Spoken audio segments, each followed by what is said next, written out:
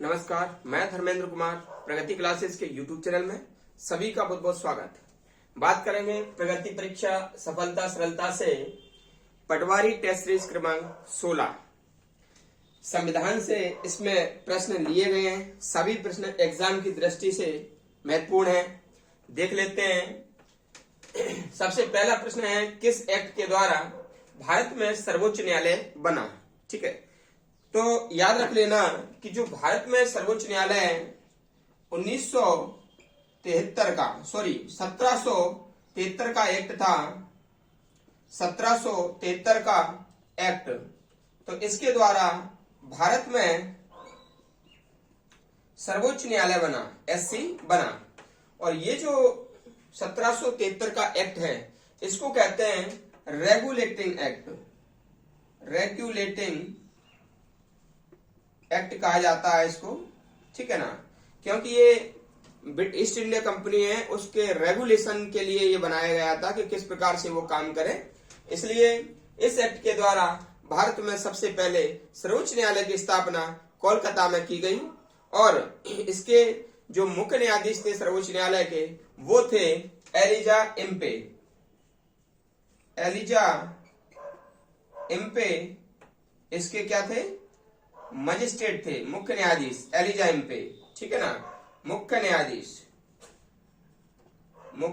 न्यायाधीश Elijah Impey थे, ठीक है, याद रख लेना भाई। फिर बाद में क्या है, 1911 में जॉर्ज पंचम भारत आए, लॉर्ड हार्डिंग द्वितीय का शासन था।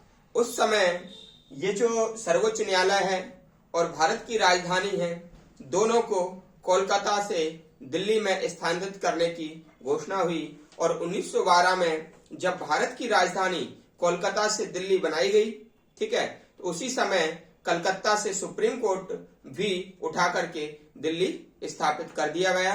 तो ये पहले प्रश्न का ये आपका कंप्लीट एक्सप्लेन हो गया। दूसरा प्रश्न देख लेते हैं। तो दूसरा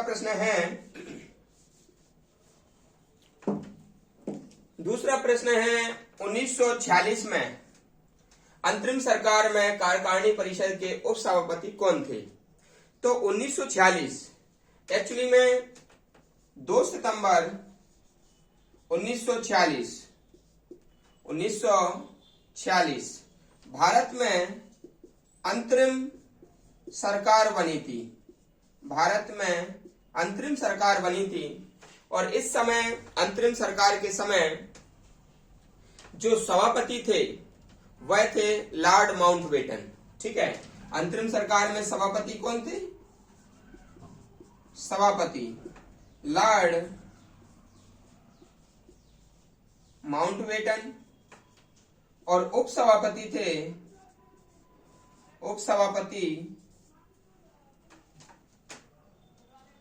ये थे JL नेहरू, ठीक है। हमेशा ध्यान रखना, देखो क्या होता है कि जब भारत के अंतिम गवर्नर जनरल थे तो वो थे लॉर्ड माउंटबेटन। तो लॉर्ड माउंटबेटन के टाइम पर सभापति तो लॉर्ड माउंटबेटन होंगे, उपसभापति कौन थे? वो थे JL नेहरू, ठीक है। तो यही वो क्वेश्चन है कि अंतरिम सरकार में कार्यकारिणी परिषद के उपसभापति कौन थे? JL नेहरू, ठीक है ना। और लॉर्ड माउंटबेटन के बाद बन गए थे C राजगोपालाचारी। भारत के स्वतंत्र भारत के अंतिम और प्रथम भारतीय गवर्नर जनरल वो C राजगोपालाचारी थे, ठीक है। अगला प्रश्न देख लेते हैं।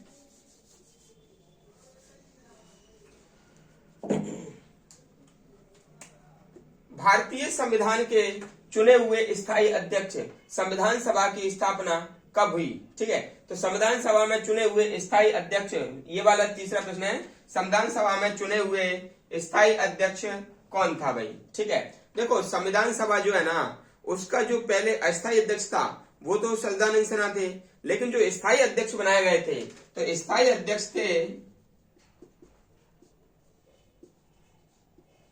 ये थे राजेंद्र प्रसाद, डॉक्टर राजेंद्र प्रसाद,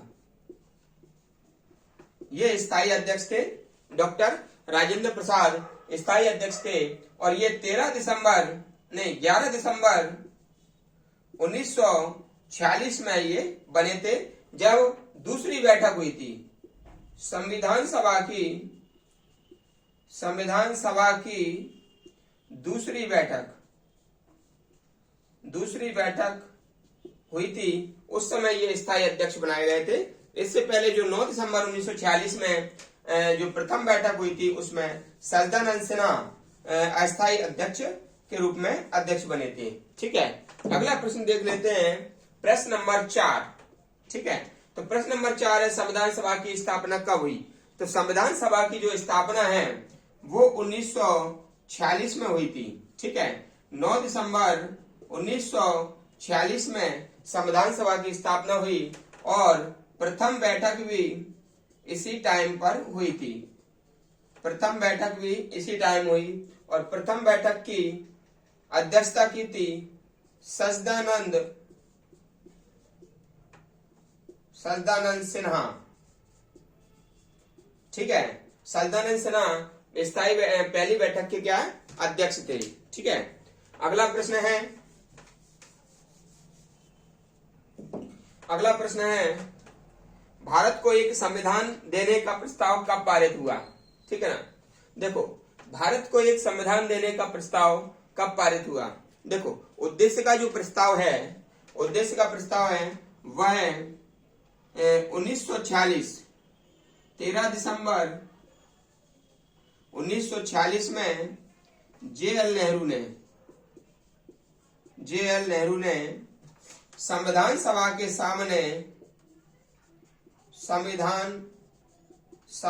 सामने ठीक है उद्देश्य का प्रस्ताव रखी थी।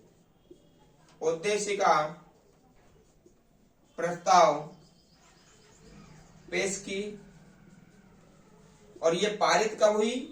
पारित हुई 22 जनवरी 1947। ठीक है, तो ये भारत को एक संविधान देने का प्रस्ताव कब पारित हुआ? 22 जनवरी 1947 में। ठीक है, ये याद रख लेना। प्रश्न नंबर अगला है संघ समिति के अध्यक्ष कौन थे? तो संघ समिति के अध्यक्ष थे जे.एल. नेहरू और संघ शक्ति के अध्यक्ष भी यही थे। संघ शक्ति समिति के अध्यक्ष भी यही थे और संघ समिति के अध्यक्ष भी यही थे, जे.एल. नेहरू। ठीक है, अगला प्रश्न है प्रारूप समिति के अध्यक्ष कौन थे?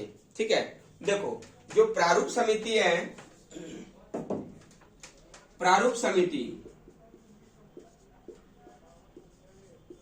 प्रारूप समिति के जो अध्यक्ष थे